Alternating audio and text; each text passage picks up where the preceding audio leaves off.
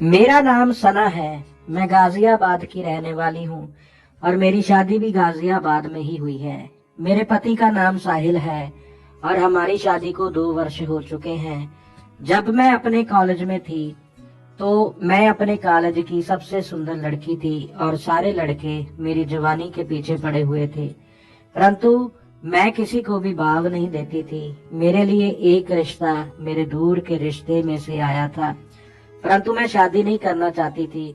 लेकिन फिर भी मैंने शादी के लिए हाँ कर दी, क्योंकि मैं नहीं चाहती थी कि मेरे घर वालों को मेरी वजह से कोई तकलीफ हो। इसलिए मैंने अपने घर वालों के कहने पर ही साहिल के साथ शादी कर ली। साहिल भी एक कंपनी में मैनेजर है और वह एक अच्छे पद पर है। उनकी फैमिली भी बहुत अच्छी है और सब लोग मेरा बहुत सपोर्ट करते हैं। लेकिन इन 2 सालों में मुझे ऐसे लगा साहिल मुझ पर इतना ध्यान नहीं देते। शादी के कुछ समय में बाद मैं उनके साथ कई बार अपने रिलेटिव के घर भी गई, लेकिन उसके बावजूद भी वह अपने काम पर ही व्यस्त रहते थे और मुझे लगता कि शायद वो मुझ में अपनी कोई भी रुचि नहीं दिखा रहे हैं। एक दिन मैं घर पर ही थे और उस दिन उनसे उनके पास समय भी था। मैंने साहिल से उस दिन बात की और कहा, क्या आपको मुझ में कोई इंटरेस्ट नहीं रहा या फिर आपका मुझसे मन भर चुका है? साहिल कहने लगे, तुम ये पागलों जैसी बातें क्यों कर रही हो?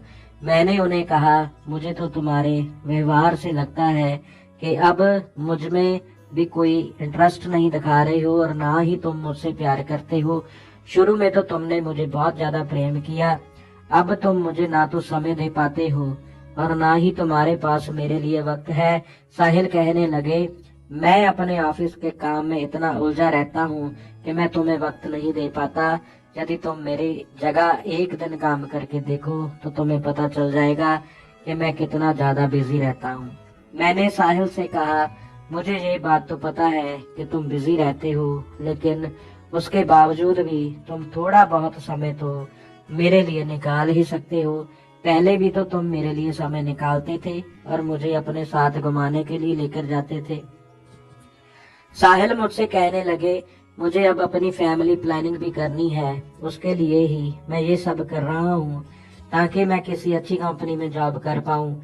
मैं अभी जिस कंपनी में जॉब कर रहा हूँ वहाँ मेरी सैलरी अच्छी है, परंतु मैं चाहता हूँ कि मेरा किसी अच्छी कंपनी में सिलेक्शन हो जाए।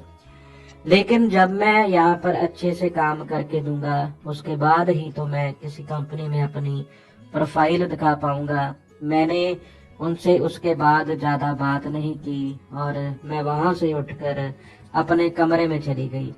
उस दिन के बाद मैंने उनसे कभी भी इस बारे में बात नहीं की और उन्हें बिल्कुल फ्री छोड़ दिया। अब वे भी मेरे किसी भी निर्णय में बिल्कुल भी दखल अंदाजी नहीं देते थे और हमेशा ही मुझे कहते कि तुम अपने निर्णय खुद ही लिया करो। एक दिन मैं घर का काम कर रही थी, साहिल मुझसे कहने लगे, हमारे बॉस ने ऑफिस की एक पार्टी रखवाई है, उसमें हमारे ऑफिस के सारे कर्मचारी आने वाले हैं और सब लोग अपने परिवार के साथ वहां पर आने वाले हैं, तुम भी तैयार हो जाना। मैंने उन्हें कहा, आपकी ऑफिस की पार्टी कब है? वे कहने लगे, हमारे ऑफिस की पार्टी 2 दिन बाद है। मैंने उन्हें कहा, मुझे 2 दिन में तैयारी करनी पड़ेगी। मैं घर से बाहर कम ही जाती थी, इसलिए मैं अगले दिन ही ब्यूटी पार्लर चली गई और वहां पर मैंने अपना फेशियल करवा लिया, क्योंकि मैं नहीं चाहती थी कि साहिल को किसी भी प्रकार से मुझे सपोर्ट ना मिले। जब मैं साहिल के साथ पार्टी में जाने के लिए तैयार हुई तो वो मुझे देखकर कहने लगे, तुम तो आज बहुत ही सुंदर लग रही हो। मैंने साहिल से कहा, तुमने आज तक कभी भी मुझे प्यार भरी नजरों से देखा ही नहीं, तो मैं तुम्हें सुंदर कहाँ से लगूंगी? साहिल उस दिन मेरी बहुत तारीफ करने लगे और जब हम लोग रास्ते में जा रहे थे तो उस दिन साहिल ने मुझे एक रिंग भी दे दी। मुझे तो समझ ही नहीं आ रहा था कि साहिल को अचानक से मुझ पर इतना प्यार क्यों आने लगा है। मैं जब साहिल के ऑफिस की पार्टी में पहुंची तो वहां पर काफी सारे लोग आए हुए थे और सबकी फैमिली भी आई हुई थी। साहिल के ऑफिस में काफी लोग काम करते हैं, इसलिए वहां पर काफी भीड़ थी। जब साहिल मुझे अपने बॉस से मिलवाने के लिए ले गए, उनके बॉस की उम्र भी 50 साल के आसपास रही होगी और वह दिखने में बहुत ही हट्टे कट्टे थे। उन्होंने कोट पैंट पहना हुआ था और वह जिस प्रकार से बात कर रहे थे ऐसा लग रहा था कि वह बहुत बड़े आदमी हैं।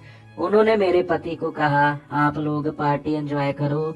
साहिल ने उस दिन मुझे कहा, तुम भी पार्टी का एंजॉय करो और मैं कुछ देर में अपने दोस्तों के साथ होकर आता हूँ। और साहिल अपने दोस्तों के साथ चले गए और वहां पीने लगे। वे लोग बहुत एंजॉय कर रहे थे। मैं किसी को नहीं पहचानती थी, इसलिए मैं अकेले बैठी हुई थी। वहां मैं अपने आप को बहुत ज्यादा असहज महसूस कर रही थी, लेकिन ये बात साहिल को समझ नहीं आई। वह कुछ देर बाद मेरे पास आए और कहने लगे, क्या तुम भी पार्टी को एंजॉय कर रही हो? मैंने कहा, हाँ, मैं पार्टी एंजॉय कर रही हूँ। उसके बाद वे दोबारा से अपने दोस्तों के साथ ही चले गए। कुछ देर बाद उनके बॉस मेरे पास आकर बैठे। वे मुझसे बड़ी तहजीब से बात कर रहे थे और मैं भी उनके साथ ही बैठी हुई थी।